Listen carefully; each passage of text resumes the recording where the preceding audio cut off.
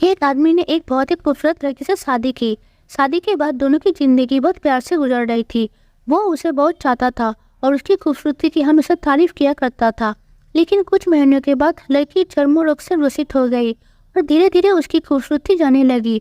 खुद का इस तरह देख उसके मन में डर समाने लगा कि यदि वो बदसूरत हो गई तो उसका पति उससे नफरत करने लगेगा और वो उसकी नफरत बर्दाश्त नहीं कर पाएगी। इसी बीच एक दिन पति को किसी काम से शहर से बाहर जाना पड़ा। काम खत्म कर जब वो घर वापस लौट रहा था, उसका एक्सीडेंट हो गया। एक्सीडेंट में उसने अपनी दोनों आंखें खो दी, लेकिन इसके बावजूद भी उन दोनों की जिंदगी सामान्य तरीके से आगे बढ़ती रही। समय गुजरता रहा और अपने चर्म रोग के कारण लड़की ने अपनी खूबसूरती पूरी तरह गंवा दी। वो बदसूरत हो गई, लेकिन अंधे पति को इस बारे में कुछ भी पता नहीं था, इसलिए इसका उनके कुशल विवाह जीवन पर कोई प्रभाव नहीं पड़ा। वो उसे उसी तरह प्यार करता रहा। एक दिन उस लड़की की मौत हो गई। पति अब अकेला हो गया था। वो बहुत दुखी था। वो उस शहर को छोड़कर जाना चाहता था।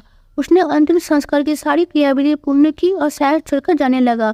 तभी एक आदमी ने पीछे से उसे पुकारा और पास रखकर कहा, अब तुम बिना सहारे के अकेले कैसे चल पाओगे? इतने साल तो तुम्हारी पत्नी तुम्हारी मदद किया करती थी। पति ने जवाब दिया, दोस्त, मैं अंधा नहीं हूँ।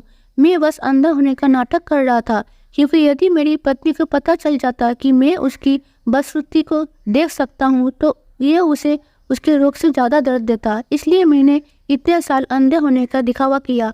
वो बहुत अच्छी पत्नी थी। मैं बस उसे खुश रखना चाहता था। सीख, खुश रहने के लिए हमें भी एक दूसरे की कमियों के प्रति आंखें बंद कर लेनी चाहिए और उन कमियों को नज़रअंदाज कर देना चाहिए।